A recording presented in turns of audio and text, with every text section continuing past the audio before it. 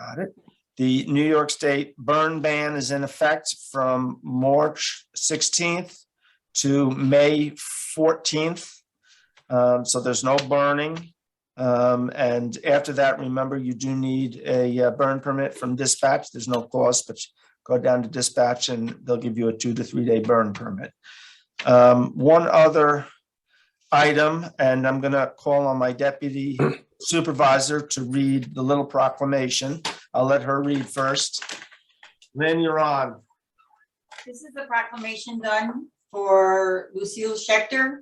It says Centenarians Certificate. The town of Woodstock presents this certificate to Lucille Schechter, who turned 100 on February 7th, 2022. On behalf of all the citizens of the town of Woodstock, we are proud to offer this recognition of your lifetime contributions to your town, community, family, friends, and neighbors. As you celebrate this extraordinary milestone, we hope you reflect on the many memories you have made over the past century. Excellent. Thank you, Lynn. So we are going to frame that and deliver that up to Lucille sometime later this week or early next week.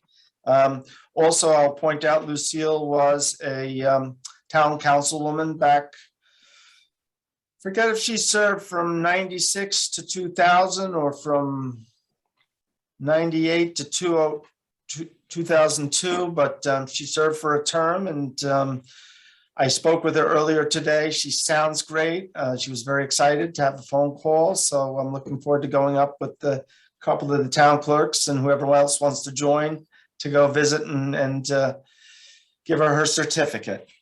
With that, we have a couple of topics on the agenda. And the first one I'm going to go to because I see we have a couple of folks here that have come to just speak about it briefly and answer a few questions.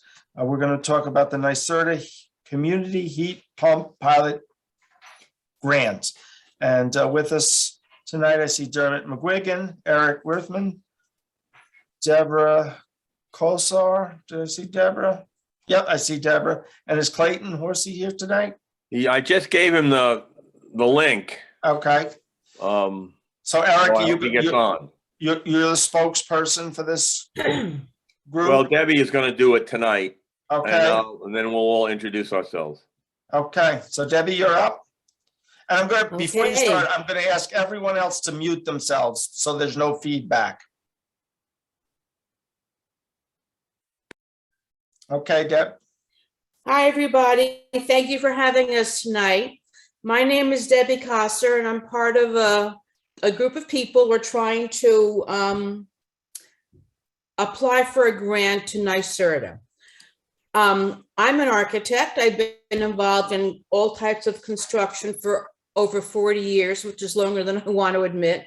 But tonight we are presenting to the board in order to obtain your agreement and hopefully a resolution for the town of Woodstock to become the applicant to Nyserda for a grant, which is free money, to explore the feasibility of a community heat pump pilot program.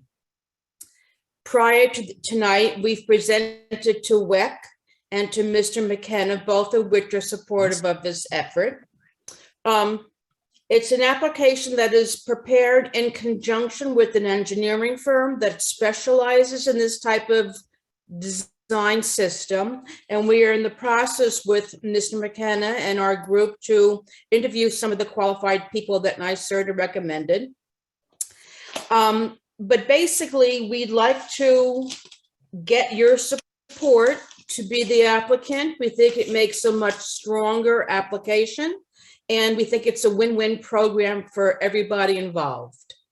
The engineer who we will select in joint unison will be doing the application on their own dime. They won't be charging us anything, so it's all free, quote free.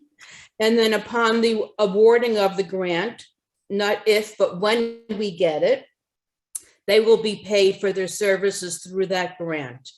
So at this point, I'd like to pass it over to Eric or Dermot if they have anything else to add, and then we can open it up to you for questions. Yeah, I don't have anything else to add.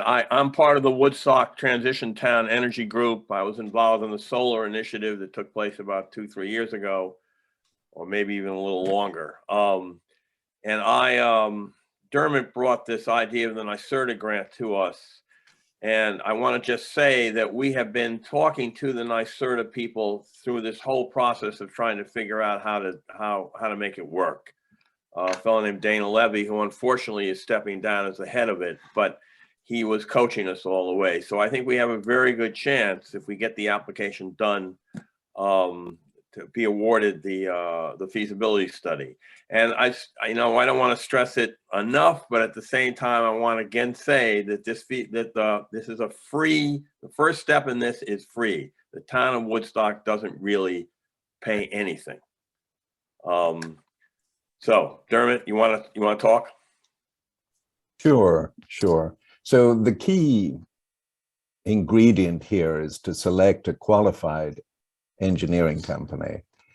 The granting agency, Nyserda, is very exacting in what they require, the qualifications and the level of expertise and experience that the engineering company, that the town would choose. So let's see, I had a couple of brief notes.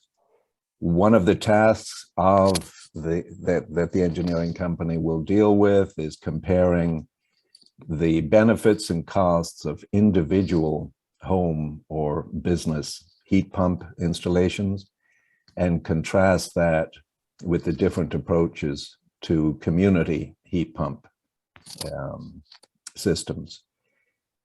So one thing that is really helpful that we've learned from Dana Levy at Nyserda and others is to garner as much support as possible. And, so having a board resolution affirming the board's decision to have the town apply for this grant, that's essential.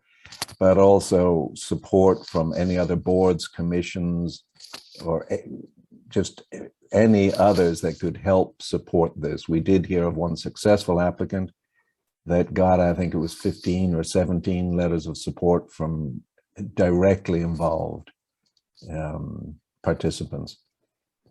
The next application date is mid-May. And what we've seen with these Nyserda programs is the funding that they are allocated can get pretty sucked up. It can get sucked up pretty quickly. We're applying for what's called a Category A grant, which is $100,000 for a feasibility study.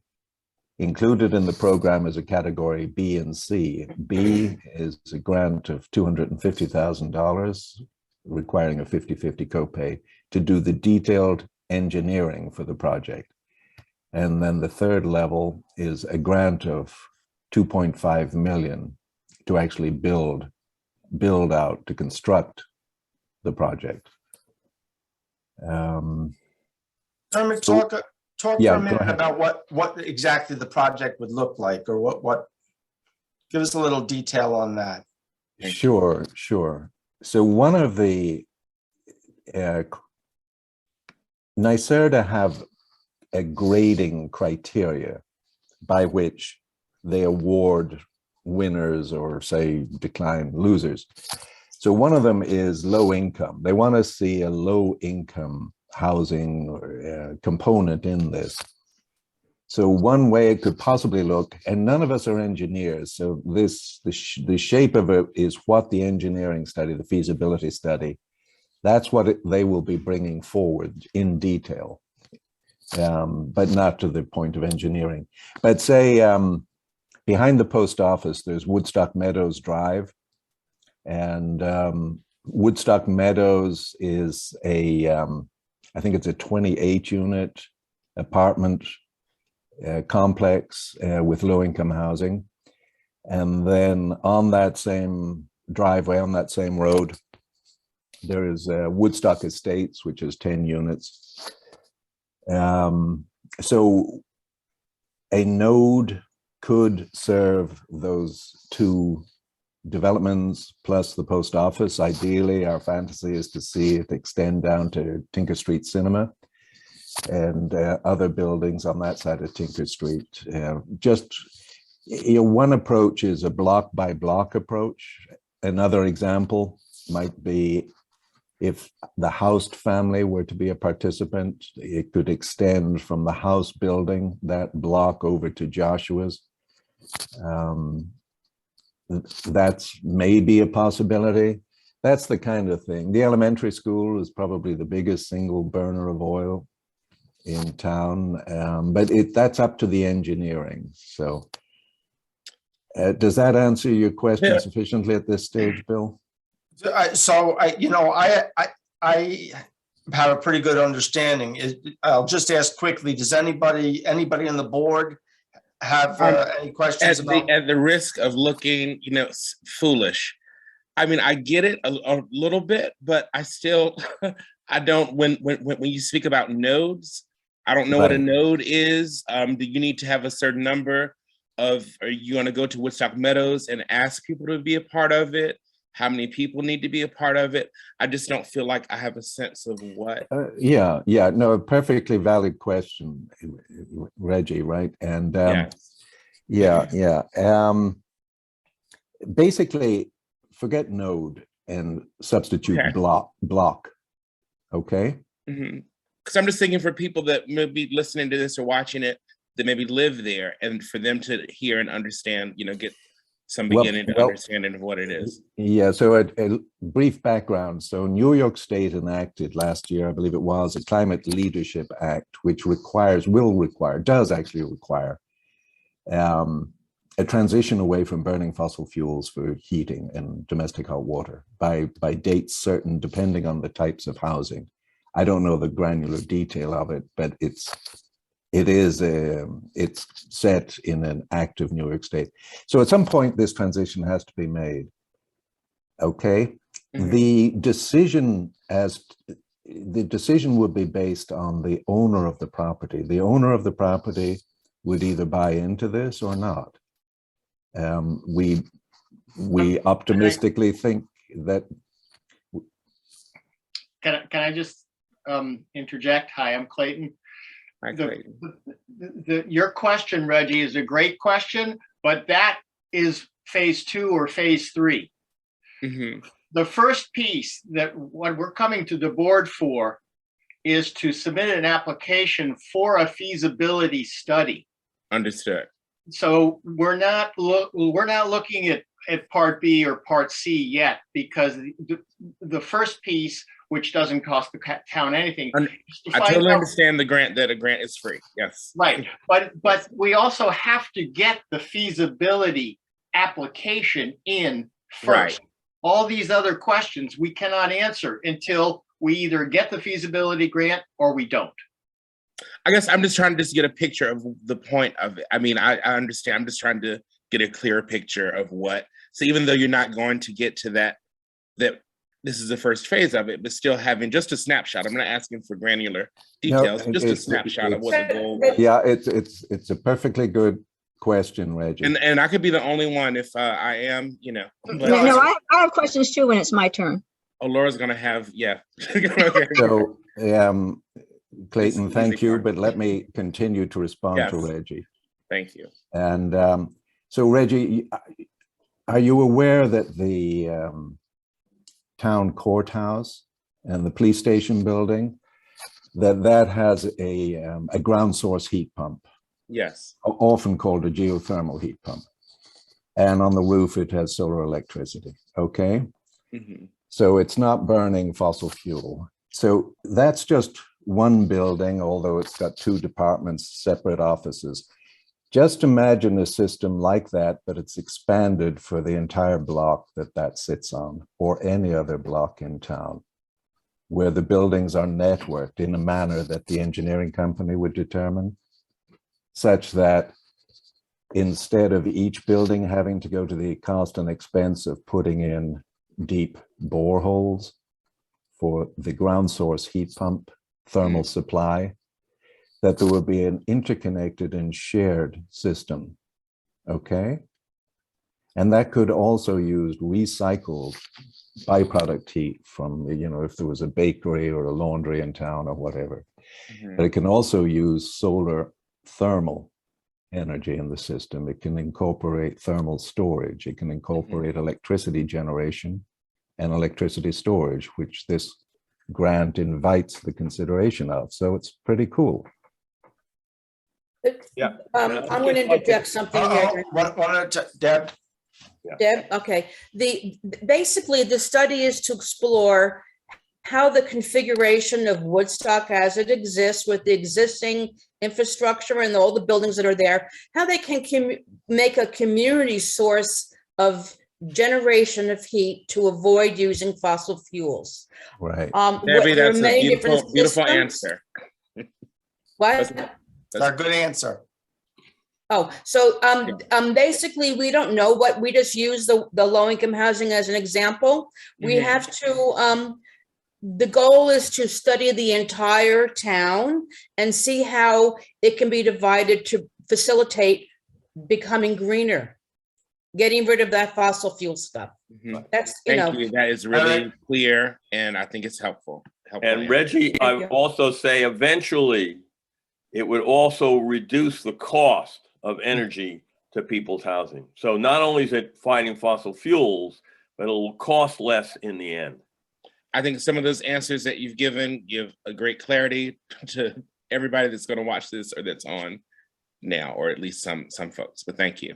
And I just want to point out that we already have one of these systems in our community. The Rupco housing project with 62 units is, all of those 62 units are heated with geothermal heat. So it definitely works. It's something that's worth looking into. Right. Rupco had the advantage of totally new construction, so it made it easier to implement. So I think the question becomes, this study will tell us, is it feasible to do this in other areas? Right. Laura, I know you had some questions. Yeah, I do. So a couple things, and actually that was very helpful. So the feasibility study, so the output of the feasibility study would be, and I appreciate Debbie, you saying that the feasibility study would review all of Woodstock. And I'm assuming when you say that you recognize that Woodstock is a whole town, not just the hamlet, but we're all the way out to Willow, we're all the way out to Saugerties on one end, and we're all out to Shandaken on the other, right? So Woodstock is, a bunch of square miles. So I appreciate that you're saying this would look at all of Woodstock. So is it a fair statement to say that the output of the feasibility study would be a list of opportunities? It would be a list of opportunities, yes. Yes. Yeah. But one of the things that the Nyserda program references is wherever a municipality has a municipal water system or wastewater system, the areas that are served by the water supply and wastewater, those areas are conducive to community heat pump programs. So the focus really is on the central hamlet. And the program, anyway, but it's up to the engineers. They might see opportunities for linkages in other parts, such as Bearsville or other parts of town.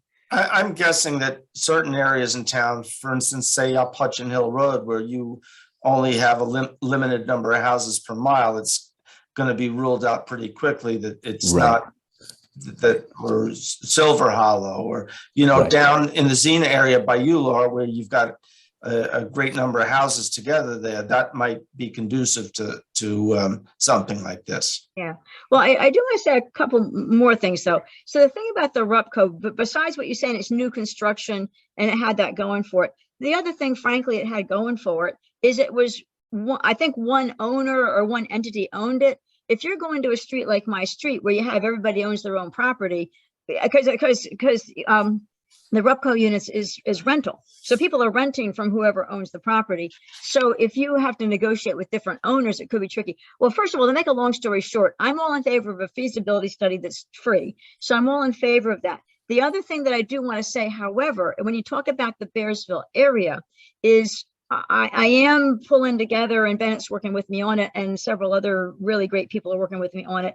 We're going to have a water protection overlay district to protect our wellheads, and it's going to be in the Bearsville area. And one of the things the team said to add is no geothermal, because they didn't want a bunch of digging around and boring big holes and disturbing the earth right where the wellheads are. So I will say, you may think that's a good area, but I can tell you the law that is going to be seen soon by the town board is going to say you can't put geothermal in the wellhead protection overlay area. Just saying. But I still think a feasibility study, I'm all for a free feasibility study. I'm a little worried about your category B that doesn't come yet, which is you get the $250,000, but it's a 50-50 copay. I'm not quite sure who's going to pay the other half of $250,000. I can tell you the town doesn't have it. If we get a grant, that's one thing, but the grant only covers the $250. It's a 50-50 copay, meaning somebody would have to cough up the other $250. That's a lot of money. So I see some worries down the road, but the feasibility study that's free makes 100% sense to me, because as you say, the goal is to be totally green. The feasibility study will help us see what are the opportunities, and knowing the opportunities is excellent for down the road. So I'm totally okay. I'm personally 100% all in on the category A grant that is the feasibility study, that is free and also lets us know opportunities and helps us be visioning how we can be more green. I see that as a win-win. I'm a little worried about phase B for the reasons I said, but we don't want to say no to something. We want to get the vision first and then figure out how to move towards it. So I'm totally okay with the feasibility study. Great. Okay. Bennett or Maria-Elena, did you have any questions? Do you have a question, Maria-Elena? I mean, I have one. I don't have any questions, but I do agree with Laura. Phase one is important so that we can see what we're, capable of doing. So. Okay. So what's the actionable item that you're asking for from the town board? Okay. Sorry, go ahead. The applicant for the request for funds, we'd like the village to be the town of Woodstock. We want you to be the applicant for a few reasons. Number one, you have the infrastructure in place to handle that kind of volume of money as far as going. And I think it's important for you to we think it's important for the strength of the application that it come from the town of Woodstock versus an entity.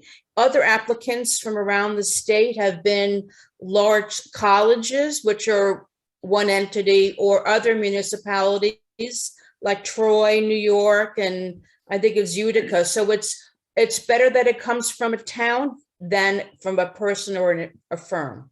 So we're asking the town to be the applicant for this grant. Eric? Go ahead. Yeah, I just want to back that up, Bennett, that when we originally thought the four of us would apply as an energy group, and when we talked to Nyserda, they said, you don't have a chance. But if the town of Woodstock applied, that would be a whole different story. And as Debbie said, Utica and Oneonta got 3 different grants for 3 different parts of the town, including one of the grants was for the university. And Troy is going on right now. So they would like to go into smaller towns because New York and Buffalo and Rochester got grants also. But Nyserda was clear to us that they would like to move into smaller places in the state. Does that answer? I would just like to commend you for bringing this to us. I for one think that like Laura said and like Maria-Elena also said, I think this is something that we should move forward on. I think we are a little town with a big name, and I think that would be a plus to also help other towns look at this as well. So I think there's more than just helping ourselves, that we could also be helping others. So yeah, I'm all in for doing the application as the town of Woodstock. That sounds like a good idea. Yeah. Reggie, are you comfortable with that as well? Oh, yes, Okay. sure. So I don't have a resolution prepared for this meeting, but the next meeting I will have one up for a vote. But I think you folks, you heard everyone speak up tonight. You know that I'm on board with it. I've been working with you. So let's proceed under the assumption that we'll have a resolution that'll pass at the next meeting. Yeah, may I say, That will support the seeking of the grants for a feasibility study. yeah, may I say, we should get the application. I agree with the direction, put the resolution on. We should take a look at the application to make sure there's no surprises. So I would say we ought to see the application. I'm not quite sure who's going to provide that to us. A link to the application is in that little one pager that we wrote up, Bill. Could Ashley maybe send that to the board members and because that will give the whole application. You put a thumbs up, Bennett. You got it, right? Yeah, okay. So yeah, that did get sent out. Okay, so yeah. So yeah, okay. And Great. I'm sorry to interrupt. Just quickly, Bennett, can you say when? Because I was looking actually and did not have anything. So if you could just, I'm sorry. I just had it up on, I didn't get it from. Okay, I can see it later. I didn't. Do you know if it came from Bill or Ashley? I'll make sure that Ashley gets it sent out tomorrow. Thank Okay, you. Ashley, we sent. Great. Thank you. So at the next meeting, we'll have the resolution. The application won't be finished, but before the application goes in, the town board will have an opportunity to take a quick look at it, and then we'll get that submitted. Great. Excellent. Thank you. Dermot, Thank you Eric, very much. Debbie, and Clayton, thank you Thank very much you. for coming this Okay. evening. Thank you. Okay. Bye. Thank you Thank again. you. Bye-bye. Okay. Next up on topics, Bennett, you had asked me to put up the tree law discussion. Yeah, thank you very much. I'm interested in taking a look at the tree law that is currently on the books, and I wanted to have a brief discussion about that. I know that what is interesting is that the town has its own tree law in the code, its entire chapter 217. And it's a 1956 law that was completely redone in 2007.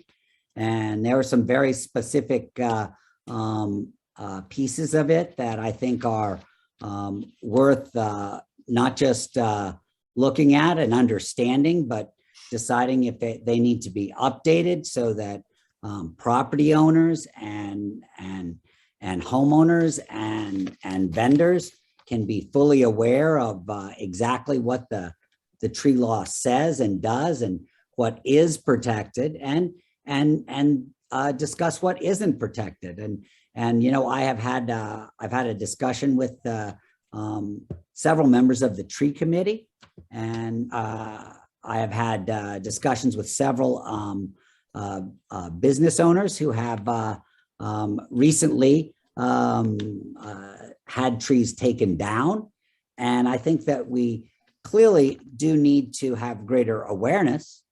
And I think that this would be an excellent opportunity for us to look at and strengthen and revise what is a really great natural resource, which is, you know, the trees here in Woodstock. So yeah, I wanted to just hear other town board members' thoughts about this, and then put a plan forward to, if everybody's amenable, to take a look at, you know, either revising or strengthening the tree law. So Yeah, I think it's a great idea. I know you just asked what we think. I think it's a great idea, and I will, as I said, I'm pretty busy with a lot of town stuff coming together now through the middle of April, but if you need me for anything, come the middle of April. I think it's a great idea because there's been a lot going on between scenic overlay, between Bearsville.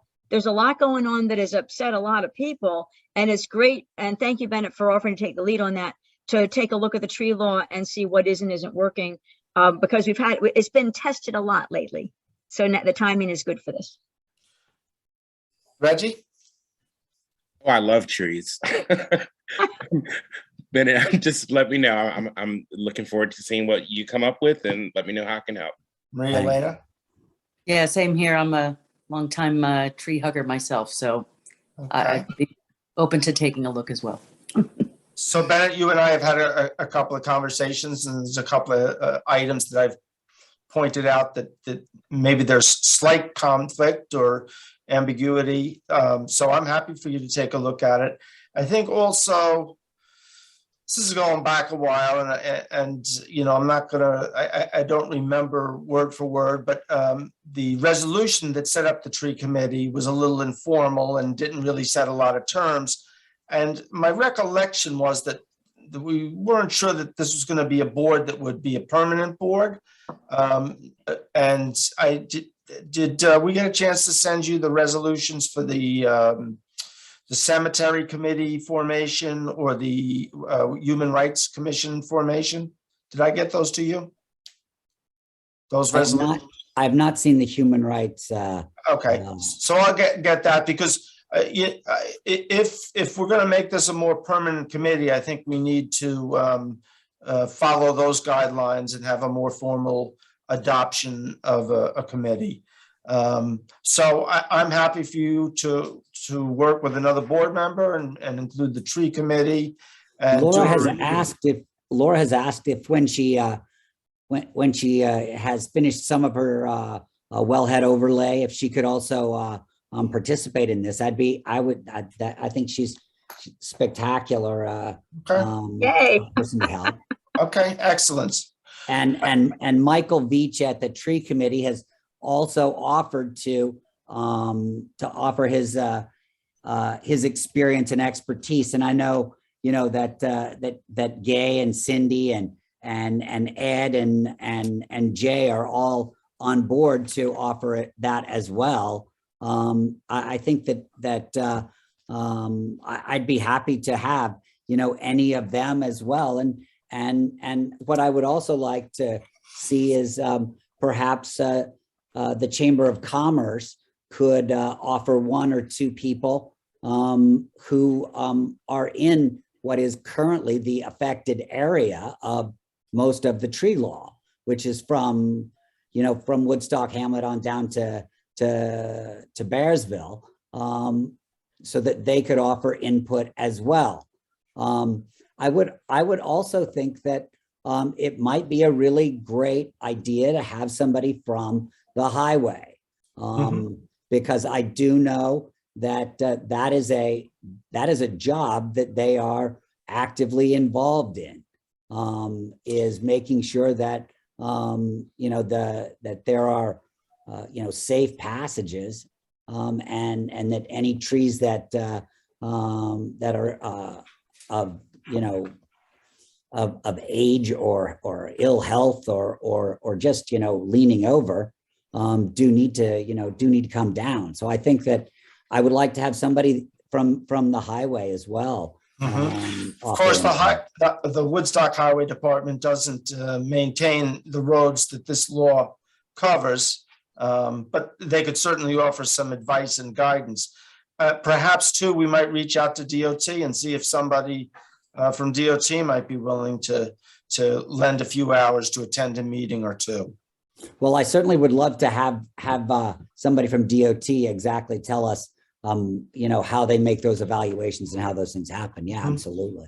So I'm going to use my supervisory powers to appoint Bennett and Laura to a task force to review the tree law and the tree committee, the formation, and come back with a recommendation. And Bennett, I'm glad that you're interested in this, because quite frankly, I think there are a few other committees that we might review and tweak and adjust and do the same thing. So when you're finished with this, I got a couple more. Great, just what I wanted to hear. I'd be happy to do that. Thank you. If I could just say one thing, thank you, Bennett, for speaking up for the tree committee and for trees here in Woodstock. We have a very active committee, a group of very dedicated people to this issue. And, we are currently pulling together tree laws from neighboring towns and other towns in the state of New York. So we're ready to sit down as soon as you are and start the process. Okay, thank you, Michael. With that, I'm going to move on to the next topic for discussion, which is the library MOU. Just to clarify, we are not voting on the MOU this evening, but I just wanted to have a discussion. I know Jeff Collins is on somewhere here. There's Dorothea, there's Jeff. And really, I guess my first question to the town board, I circulated the MOU, you guys have had it. Do you want to start off with any questions, concerns, issues? Well, I have some things to say whenever it's my turn. You can go first, Laura. Okay, so I am the town board liaison to the library. And the very first thing I want to do is commend the library, Jeff and the library board, because they have done an outstanding job of trying to give Woodstock the best library Woodstock can have, and found the building that looks like it has a lot of great opportunities. So I want to say thank you to everybody for this. And they're moving the idea down the road, and hopefully we'll get it all coming together. I think the MOU, I like the MOU. Jeff and I had a conversation yesterday, and what I would like to see us add is 2 sentences that I think Jeff said he agrees with. And one of them is because the MOU pretty blanketly says, and we all agree that the library does not have to follow any Woodstock zoning laws, which is a true statement, but I think it will worry people less if we can add a caveat that says the library intends, while the library does not by law have to, the library does intend to follow the zoning law with the exception of the prohibited library use in the LI district. So the one change is to just say, and not that the library has to, I don't want to be, I'm not trying to be real, directive about it, but just say the library intends to. It's what I've heard Jeff say several times. I think people of Woodstock will feel more comfortable knowing that's what the library intends. And if that's in the MOU, they'll know we all agree the library does intend to follow zoning law with the exception of prohibited use of libraries in LI. The second thing is people do worry about the environment and contaminants. And I think a statement that just acknowledges that we all understand that the library district, just like the Woodstock, which is another district, every district in New York State needs to follow New York State regulations. And I think just a statement that acknowledges that to everybody, that the library, like every other district, does have to follow New York State environmental regulations. I think just a statement like that will make people feel more comfortable, that everybody recognizes that there is a governing body that we all report to where the environment's concerned, because the environment's a big question. So I think those 2 things don't hurt anybody, but I think that they help clarify for anybody that we are thinking of all things when we're thinking of the library, and that everybody's got the best intentions and will be doing the right thing. Thank you, Laura. Jeff, did you want to comment at all?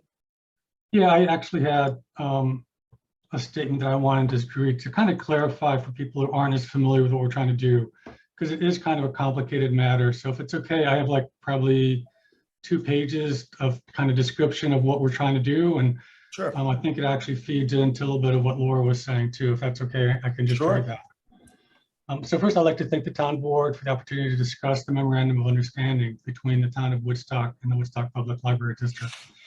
I want to give a context and a background to be better able to explain the purpose and the intent of the MOU. So I'm sure, as everyone knows, who's been following the saga of the Woodstock Library, that we are hoping to relocate to 10 Dixon Ave. In order to do this, we need the money to purchase and then repurpose the existing structure at 10 Dixon Ave. This means we need to issue a municipal bond. Municipal bond is somewhat analogous to a mortgage. I make this analogy because most of us are more familiar with mortgages than they are with bonds. As with a mortgage, the company that issues the bond must go through a process of due diligence. One of these steps is to ensure that the use of the funds is for a legal purpose. In the case where the use of the fund is to acquire a building, it must be legal for that building to be used for, in that case, a library.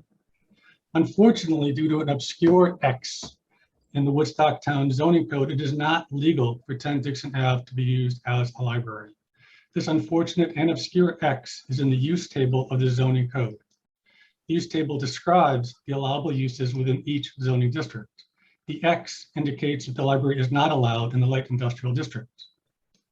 As a member of the Zoning Review Committee, I'm also aware that there's a proposed revision to the zoning code to remove this X and make libraries allowed in the light industrial districts. I'm also aware that there is broad support for this change in the zoning code. However, until the change in the zoning code is actually made, we can't move forward with the bonding process because the bonding company must know that the use of its funds is legal. So one option for us is to wait until such time as the zoning code is changed. As I'm sure the town board is aware that any change in the law, including zoning code, requires a somewhat lengthy process. Unfortunately, we're on a deadline. If the library cannot complete the purchase of 10 Dixon Ave by the end of June, we'll lose the opportunity to purchase the building. This is a hard deadline and we cannot extend that deadline. So with that as a background, the MOU is what we're trying to do to, I'll discuss the MOU in detail. So it's basically meant solely as a means to expedite the process and allow us to hold a bond vote before the zoning code can be changed. Specifically, the MOU states that 10 Dixon Ave project is exempt from zoning law. As Laura pointed out, all I care about in the exemption of zoning law is the X in the use table, the restriction of libraries being used in a light industrial zone. It also says that library does not need to obtain approvals, permits, variances, or recommendations from the planning board, ZBA, wetland inspector, commission of civic design, or any of the board or commission. While this is true, I don't really care about this being in the MOU because the point that we're trying to get is around the zoning law itself. And as Laura pointed out, we are still subject to secret law, which is a state law. We will do the environmental processes within the secret law. One of those processes, that process involves all affected agencies, which include the planning board. So the planning board will have input to the secret process. The planning board, as an affected agency, has to be listened to by the library, and we have to take their input into account. The next thing is an agreement that will hold public hearings. We'll definitely do this. And the last is that the building permit will be the permitting agency, because again, we are subject to state building code, and the building department is the agency that adjudicates or that monitors state building code. So the state building code and state environmental code, we are subject to and we will follow, of course. The only thing we're looking for in the MOU is the exemption from the non-permitted use of a library in LI. Lastly, I just want to emphasize that the MOU is a draft. It was prepared by the library lawyers. As lawyers do, they make it as broad as possible and then hope to negotiate. So, I'm totally up to changing the MOU to something that the town is comfortable with. And hopefully this discussion helps us understand that and become comfortable with the MOU. So just to add a little to what Jeff said, I agree with everything you've said, Jeff. This MOU process came about. There was a lawsuit, I'm going to say about 25 years ago, the county of Monroe versus the city of Rochester, where it was all fought out about one entity wanting to put an airport. I think the county wanted to put an airport in the city of Rochester, and the city of Rochester said, oh, no, you've got to follow our rules. And so this went to court, and the ruling that came about that stood the test of time these last 25 years or so indicated that municipalities do have not total exemption, but limited immunity from local zoning laws. And that the test was there are 9 criteria that need to be met, which the library's attorneys have addressed, and I feel they've done a good job in doing that. But those 9 criteria have to be carried out. And one of them is that, and we've done this before, we did it with the firehouse, we did it with the library once before, where there'll be a public hearing. I don't think hearing is the right word, because hearing, there are certain requirements with hearing, but there has to be a public discussion between the 2 entities. So in April, I will put on the agenda to have this meeting, and then we'll address and have a vote on the MOU or not. And the MOU is limited to that one little X. And any other projects, say the library wants to do a renovation, which includes exterior work, which would normally trigger site plan, there'd be another MOU process that we would go through, and we would weigh the benefits versus the detriments, and either agree or disagree on whether to issue an MOU at that time. So this isn't a blanket exemption forever and ever. This is a one-time part where we're saying, in this instance, because they're a municipality, they're exempt from this little X. And I would point out other public entities. If you look in our zoning law, public firehouses are not listed in there. Public schools are not listed in there. So, it's accepted that these municipalities, these independent municipalities, can operate within our boundaries. So with that, any other questions from any of the board members? Bennett? I just first I want to say thank you to the library board members that I see here. Thank you for your presentation, Jeff. And I see Linda and Dorothea, and I thought I saw Barry also, and Caroline. There might be a couple others. I thank you for coming. I really appreciate it. I served on a political subdivision board as well, and I appreciate that you take very seriously the role that you have, which is absolutely independent from the role that the town board itself has. And so thank you for trying very, very hard to put this together. I am concerned that it is a bit too broad, and I would like to try, as Laura has made some suggestions, to make it clearer that it is a very limited scope of MOU. And to that extent, I really want to try to understand, is it not enough to say that we recognize that the library district is its own political subdivision, and therefore it has limited immunity from the town of Woodstock's zoning laws? Is that not enough for the bonding agency? I would answer that by saying no, Bennett, because I think it's known that as an entity they do have limited immunity. The question becomes from what, and so we could say they have limited immunity, but then turn around when the MOU came up and say, oh well, you have limited immunity, but not for this. And I think that's what the bonding agency is concerned about. Well, while I appreciate you answering for the library board, Supervisor McKenna, what I'm really interested in. I am the one who's done two of them, so I do have a little background. That's all. Sorry. What I'm interested in is what is the finest line that they will go up to? That's my real interest to try to craft an MOU that would say something like that. And if it says that we recognize that you're a political subdivision that has certain limited immunity from zoning laws, and in this particular case, that is immunity from locating within the light industrial area, which is zoned in the town of Woodstock, that includes 10 Dixon Avenue. I mean, can we be that granular? That's what I'm interested in, Jeff.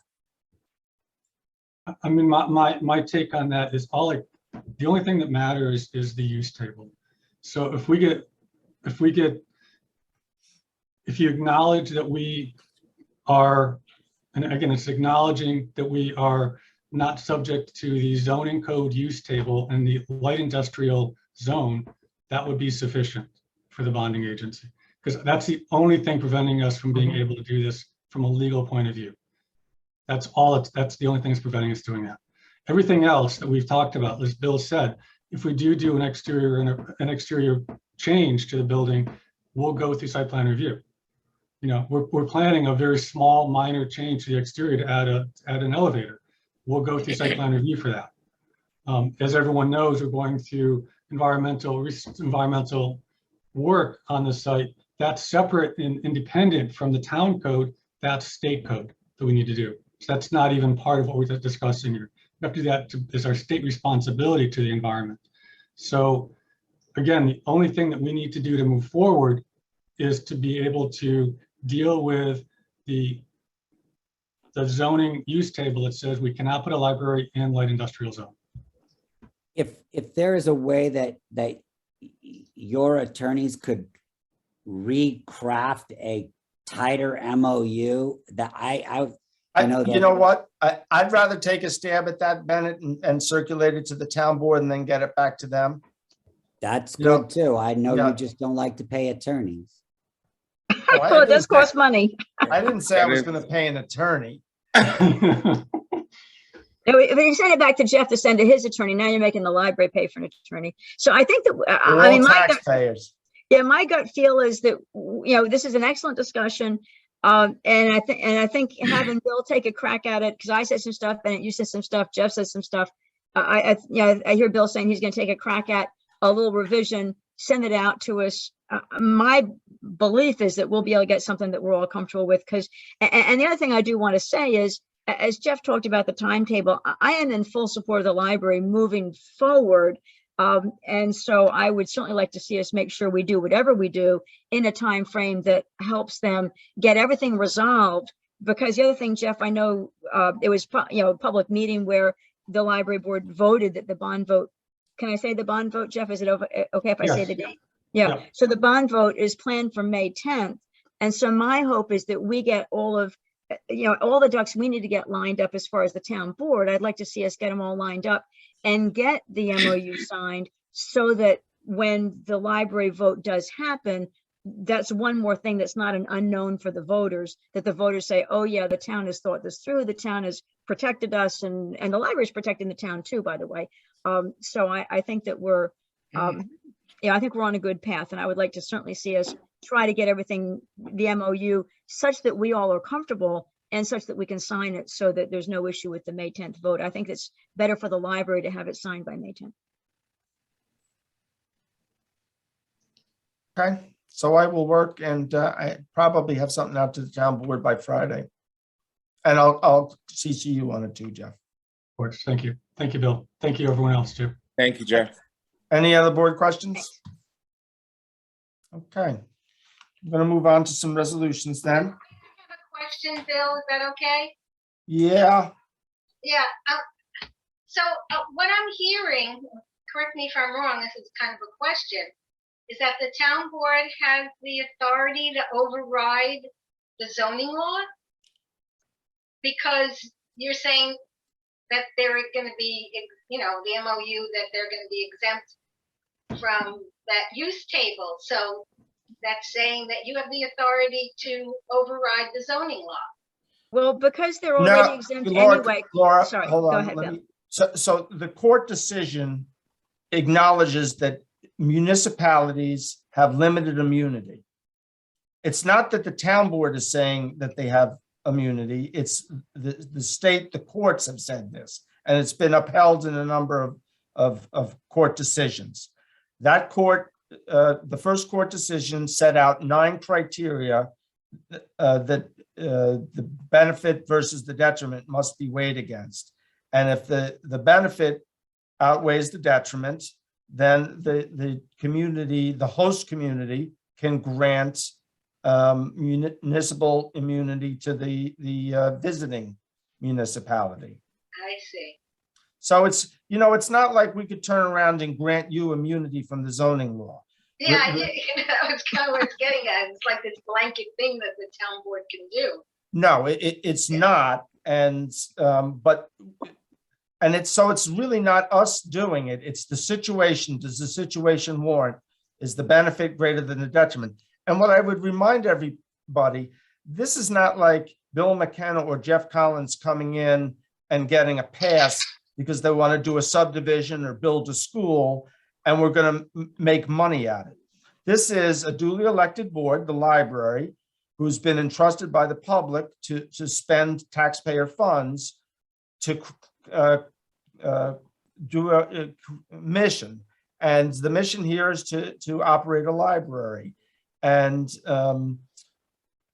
it's not proper for other municipalities to stand in the way of that. I mean, the taxpayers put their trust in this board to do so. And so that's why they're granted this limited immunity. Okay, thank you. You know, I would also point out, I mean, again, public schools are not mentioned at all in the zoning law. Firehouses, interestingly enough, private rescue squads are regulated, but a public rescue squad, part of the fire district, is exempt from it. And, you know, the exemption, there's a lot of different ways. If you recall the firehouse out on 212 in Bearsville, they went through the planning process. You know, I think it was truncated a little bit, but it was lengthy enough and they went through the process. The second time the fire department did something out on West Saugerties Road, they opted to seek the MOU path, and they went through that, and we had a public meeting, and we weighed the 9 criteria and found in favor of granting it. And of course, if the town board were to find against, the municipality, the visiting municipality has the right to challenge and challenge it in court. So. Okay, thank you. Okay. With that, I'm going to read some resolutions. Be it resolved to accept minutes for meetings held on February 15th, March 8th, and March 15th. I'll second that. I would ask, I'm not sure who's on the, I'd like somebody to send me the March 15th minutes in Word, because I did have a couple of markups on that, and it's hard to do on a PDF. I'll make a note right here. Send Okay. Laura A Word version of the March 15th. The 2 other ones look good to me, but I had a couple of markups on March 15th. Yeah, Bill, I would just ask that they don't need to be corrected. At least I don't need it to be corrected, but in minutes going forward, I would prefer my name be spelled correctly. Well, that was one of the changes I was gonna. It does have, and I know that Maria-Elena's name is also spelled incorrectly. I will ask the town clerk to check all names and correct that. If she could, because that's probably, I only noticed it in the March 15th. I didn't notice it in the other ones. But if she could make the corrections and then send us Word versions of each of them, then yeah, I think everything else was good in the other 2. But that was one of the things, Bennett, I noticed in the March 15th. It's like, I don't think your name is spelled that way. Okay, I will pass that on and I'll get you that document, Laura. All in favor? Aye, with some corrections. Aye. Aye. Be it resolved to accept the town clerk's report. Second. All in favor? Aye. Aye. Be resolved to authorize payment of audited vouchers in the amount of $276,788.74. Second. All in favor? Aye. Aye. Be it resolved to authorize transfers per transfer sheet. Second. Oh, All in favor? aye. Aye. Be it resolved to promote Carson D hoteling to grade 3 full-time MEO at a rate of $22.53 effective March 21st, 2022. Second. All in favor? Aye. Aye. Congratulations to Carson. He went and he got his CDL license, so now he's a full-fledged MEO. Be it resolved to promote Adam Ball to grade 4 HMEO at a rate of $24.94 effective March 21st, 2022, contingent on his obtaining Class A CDL within 6 months of promotion. Second. All in favor? Aye. Aye. Be it resolved to authorize the supervisor to sign and submit the attached ballot electing 2 regular members and 2 alternate members for 2-year terms to the Executive Committee of the Coalition of Watershed Towns. That Second was for set. purpose of discussion. You're gonna Yeah, make- I'm sure there was something attached that it was probably in our inbox that I didn't see, but who are, I'm not seeing the attached ballot. Who are the two regular members and the two alternate members? Oh, you're gonna make me look it It was up. town of, actually have that, Bill, if you want me to have that Oh, up. go right ahead. You got it up? Go. Yep. David Ettinger from Town of Olive, Greg Verkio from Denning, and then Drew Bogus, pardon me, from Town of Olive, and then Bennett. Cool, So Drew and Bennett are alternates, and David and Greg are the regulars. cool. And I have to say, thank you, Bennett, for stepping up. We haven't had a Woodstocker on that board in quite some time, and I think it is beneficial. While only our western part of the town is involved with the watershed, I think it's an important venture. So thank you. You're very welcome. You know, the beaver kill and the little beaver kill drain into the Esopus, and that goes into the Ashokan. We are an important part of that watershed. Absolutely. Absolutely. And, you know, they do quite a bit of purchasing of town property. I could be wrong, but I want to say somewhere around 10,000 acres is presently owned by New York City in the town of Woodstock. So that's a sizable chunk of property, and we ought to have a voice up there. So again, thank you for participating in that. Thanks for the nomination. Laura, you seconded that, right? Yes, Okay, Laura, second. All in favor? aye. Aye. Everybody else said aye. I didn't. I saw hear. hands. I saw two hands, several hands. All right. Whereas the town of Woodstock wishes to honor the memory of Councilman Stephen Knight, and whereas Parkinson's disease is a progressive neurological movement disorder of the central nervous system, which has a unique impact on each patient. And whereas according to the Parkinson's Action Network, the Parkinson's Disease Foundation, the National Parkinson's Foundation, the American Parkinson's Disease Association, and the National Institutes of Health, there are over 1 million Americans diagnosed with Parkinson's disease. And whereas symptoms include slowness, tremors, difficulty with balance and speaking, rigidity, cognitive and memory problems, and whereas although new medicines and therapies may enhance life for some time for people with Parkinson's, more work is needed for cure. And whereas increased education and research is needed to help find more effective treatments with fewer side effects and ultimately a cure for Parkinson's disease. And whereas multidisciplinary approach to Parkinson's disease care includes local wellness support and caregiver groups. And whereas April has been proclaimed as Worldwide Parkinson Awareness Month, for all to recognize the need for more research and help in dealing with the devastating effects of Parkinson's disease. Therefore be it resolved, the Woodstock Town Board, in honor of Steve Knight, does hereby proclaim April as Parkinson's Disease Awareness Month in the town of Woodstock. Second. Second. All in Oh, I favor? give it to Maria-Elena. Okay, Maria-Elena, you got that one. All in favor? Aye. Aye. Aye. Bless you, Steve. Aye. And I remember Steve. Bill and I remember Steve Knight. Steve was a great man and a great musician. And actually, he played with the loudest rock band ever, Mountain. Never heard them play, but I heard they were pretty loud. Hillary remembers them. Let me see now. Okay, so I'm going to make this motion, and then for if I have a second for purpose of discussion, I can explain it a little bit. Whereas at a regularly scheduled meeting of Woodstock Town Board held on March 17th, 1998, a resolution was adopted authorizing the supervisor to sign agreements with other municipalities to permit their respective highway superintendents to share services, supplies, and equipment.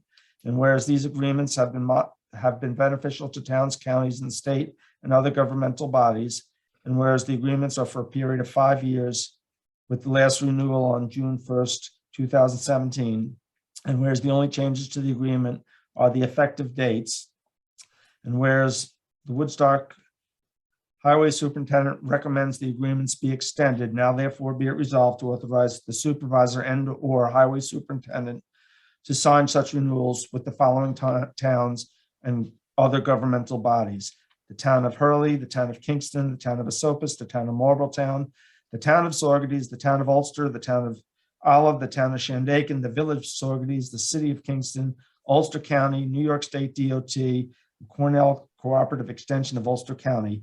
Be it further resolved, any significant changes will be approved by the Woodstock Town Board prior to signing. Second, Okay, so we as noted in the resolution, we've been doing these shared service agreements since the last century, since 98. And they have been very beneficial. It permits the superintendents to share equipment and individuals. Frequently, when one town is paving, they'll send up trucks from other towns. On a big paving job, we can see trucks from Olive and Shandaken and Saugerties and Ulster. And I got to hand it to these superintendents, and Boney is following right in the footsteps of his previous colleagues. They really do work together, and they're a tight-knit group, and they really help each other out. And it's just been a wonderful benefit to each of the communities. And we don't do it with all the towns in Ulster County. We do it with the ones that are closest by up here in the northern part. And we also do a lot of sharing with the county as well. So does anyone have any questions, concerns, issues? Bennett? Yeah, I just want to echo what you said. I talked to Scott Bonesteel and he told me that, the town of Kingston doesn't have as large an operation as the town of Woodstock, and that we have pitched in to help them during storm cleanup and removal, and that others do the same for us. And I just think that's what living in this neighborhood is all about. And I'm all for this shared services. I think it's a great thing, and I think they're doing a great job at the highway garage, and I commend Scott for that. Thank you. Anybody else? well, and I agree. And I know that, the highway department has often, well, whenever you ask them, certainly they say, this is great that we have the sharing, because they get the benefit of some really good equipment when it's needed, but we don't have to pay for equipment that we don't always need. So I know that it's the smart way to go, and it's a win-win. I'll further point out that we have even bought some pieces of equipment together with the various towns over the years. Stuff that we might not necessarily use more than a couple of weeks a year, and we've been able to share that. So again, it's really benefited the town, and it's benefited the other towns. So if I have no more questions, I'll call the question. All in favor? Aye. Aye. Aye. All right. So that's it. Ashley, do we have anybody for public be heard? John Ludwig. John Ludwig, where are you, John? Hi, can you hear me? Yep. Okay, good. I have a question. I heard the MOU discussion tonight, and I'm a little confused because I'm looking at the MOU, the proposed MOU that you sent out that's on your website for tonight's meeting. And it says in the MOU, if it's agreed to, the library shall not be required to obtain approvals, permits, variances, and/or recommendations from the town's planning board, zoning board of appeals, wetland inspector, commission of civic design, or any other board or commission of the town for the project. That's not what was represented here earlier. I'm confused. No, so the town board said, no, we're not going that far. All we're dealing with is the little X that says you can't go there. And so that's where, if you recall, I said I would rewrite the MOU to reflect what we talked about tonight. That was the MOU that the library sent us.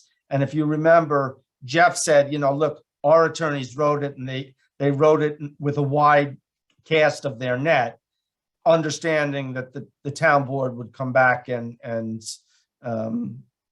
make another recommendation. I see. So it is intended, if you do this, to limit it to just that X in the use table. Correct. Okay. And now Jeff has said that they would come back to the planning board, for any further things down the line. They still have the option to seek another MOU should they want to do something a little bit more extensive, but it would be a brand new MOU process. Okay, So thank you. this will not be as extensive as what they're asking for. Thank you. And Bill, and I heard Jeff say, correct me if I'm wrong, someone, but it's just really about the use table, right? I mean, he said specifically, he was like, just give me that, you know, we're asking for that and everything else. Yes, So yes. it's very, to me, it's a very simple Right. and targeted ask. Right. Okay, it's just that that's not what he put in writing for tonight. But that was a But that was document. what was, yeah, go ahead, Bill. That's a document that we got several months ago, or a month and a half ago. I forget when it first came, but we've moved off that. Thank you. You're welcome. And whatever we come up with, or whatever, you know, we finally decide on, I mean, that will be shared with the public, and we'll have that public hearing also, right? And we'll have a public Yeah, hearing. so there'll still be an opportunity to see. Yeah. And to have But I think that the board is unanimous, the town board is unanimous that at this point, all we want to talk about is the little X. Mm-hmm. And what I hear back from Jeff, he's only one member of the library board, but what I hear from him is that's all he needs right now. That's all the library needs right now, anyway. So. Okay. Anyone else, Ashley? Yes, Felicia. Hello, Felicia. Hi. I'm taking this opportunity, since we were talking about the library, for some questions and comments. It seems to me that putting the library out in Bearsville is another way of dismantling the hamlet as the downtown area of Woodstock. And there are people who, you know, I mean, I know they said, oh, they'll ask the bus company to put a stop out there, but then people have to wait for the bus. People have to pay for the bus. Whereas there are people now, especially people who are elderly or even not so elderly, who don't have cars, and they live in a hamlet to have its services, and they walk to the library and enjoy that. And to walk like 1.25 miles on a relatively high speed Route 212 straightaway highway, especially in the winter when you have a bank of snow that's plowed, and then you've got the lane of travel. And so that makes it hazardous. And it seems like the library they shouldn't be moving out to Bearsville. It should be something that remains in the hamlet, even if it's a different part of the hamlet.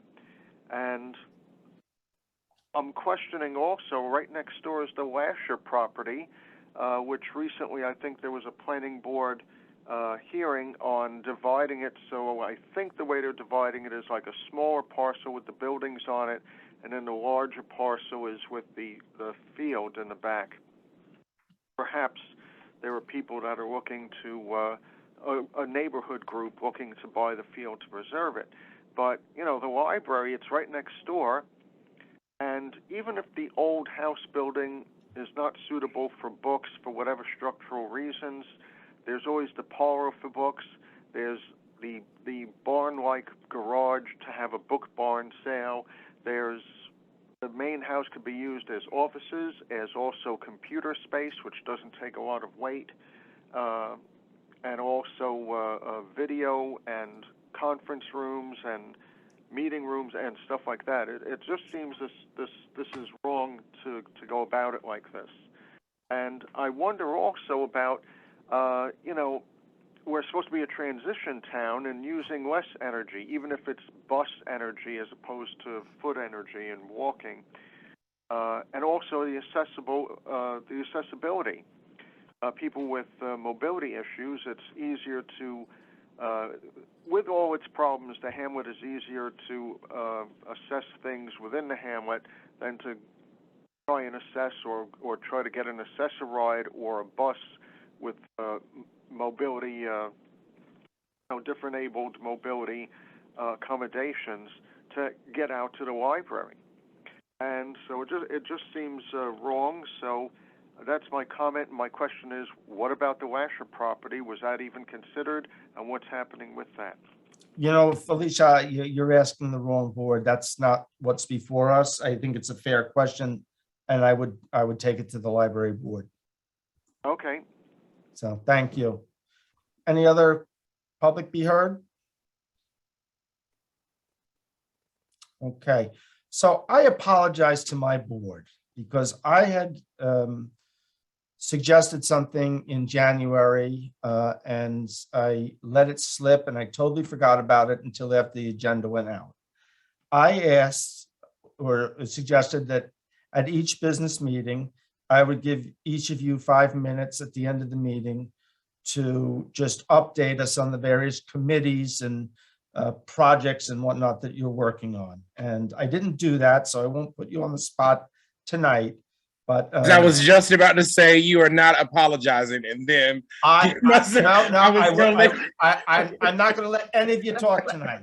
But well, You're except not for the fact that allowed. Laura's but Bill- ready. yeah, I had a list for tonight though that I'm waiting for my turn because I did want to give status on some things. So you could count this as my turn if you wanted, because I did want to give status on some things. Okay, but let me just say, fair warning to everyone. So at each business meeting moving forward, and Ashley, let's remember we'll put this on the agenda.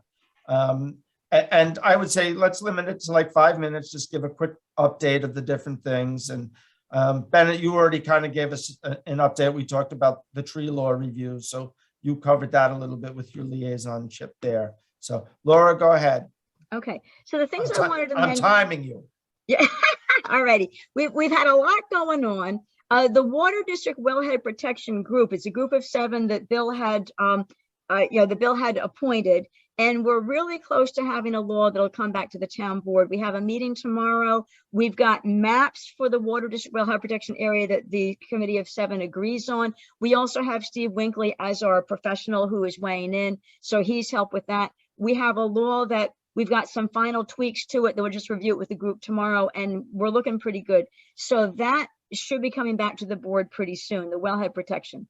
The second thing is Can I just ask one question on that? Because you know I love my geothermal heat. So you don't have to answer me now, but I understand why we might not want to poke deep wells in the aquifer area. But I hope that you specify that and not exclude all geothermal, because geothermal does not have to be vertical, it can be horizontal. And so that would have no dire issues with the aquifer. So I just ask you to take that back to the committee and consider it. Okay, we'll do. Okay. Did that count as part of my 5 minutes? I stopped the clock. Yay. Okay. The next thing is another hot item for the zoning revision committee has been telecommunications. As a lot of people know, we got the law. We've hired Andrew Campanelli, a lawyer who's an expert in this area. We've gotten a law from Andrew Campanelli. Our zoning revision committee is reviewing that. It's a 46-page law, and at our meeting on this coming Monday at 6:30, we'll be discussing our assessment of it. And we hope to have, Bill is working with Mr. Campanelli to try to get him to a town board meeting in April so that we can have an open discussion. He can give us some more background information. We can ask any questions or whatever. So the telecommunications is really moving along as well, because we have the law, we are reviewing it. And Monday at 6:30 is the zoning revision committee meeting where, again, we're going to talk about it. The next thing is the complete streets policy. I'm liaison to the complete streets committee. They had offered a policy, offered it to the town board. Bill and I had a great meeting this week with the highway department because there's some massaging of it that makes sense. So the complete streets committee did a great job with topics that need to get covered in the policy. The highway department is putting some, they know how they do their job and what reality is, and let's achieve the objectives, but let's also make it so it's all workable for everybody. So that policy will undergo a bit of massaging, but that's happening as well. The next thing is, as people know, I'm the WEC liaison, and they had asked about a memorial tree for David Gross, who has been a great environmentalist and WEC chair and done a ton of things. So Bill and I did talk today, and I didn't get with Michael Veach yet, but the hope, what we're definitely doing already is we've assigned, when people pass in Woodstock that have great significance and people get the urge they want to do something, a lot of times they would love to donate to a memorial tree. Anybody that wants to donate to a memorial tree can make the check out to the town of Woodstock, put in the memo, tree, TNA, which stands for Trust and Agency. Memo field will be tree TNA, check me out to the town of Woodstock.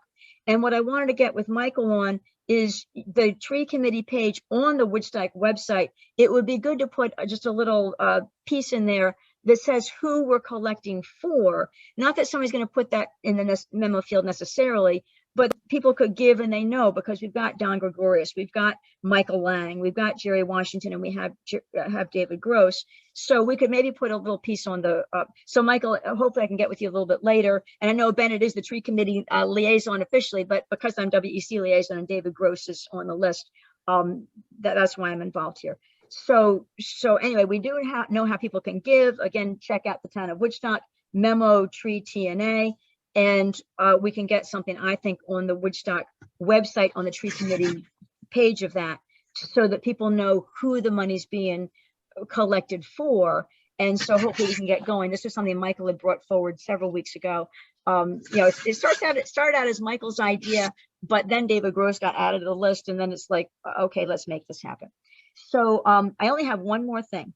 The last thing I would just say, not let's make it happen. It's been in place for years. Well, you're right about that. We're clarifying and publicizing. An easier process, right. But you're right. And the tree committee has done a fabulous job. We have Jeremy's tree. We have Jay Wang, Bill Harder. There you go. Michael knows better than me the list of, yeah. Okay. So my last item is and this is a nonpartisan item, even though I'm talking about the Woodstock Democratic Committee. The Woodstock Democratic Committee is sponsoring what we're calling a Civics Teach-In 2022. And it's not a partisan event. It is not a campaign event, but it's 6 Thursdays starting March 31st. So starting before our next meeting, our next town board meeting, starting March 31st, it's 6 Thursdays at 7 p.m. at the Woodstock Community Center that people can come in and learn about different parts of government. And the people that planned this did, I think, an outstanding job, because the first, I see Bill put something up. I didn't see Bill.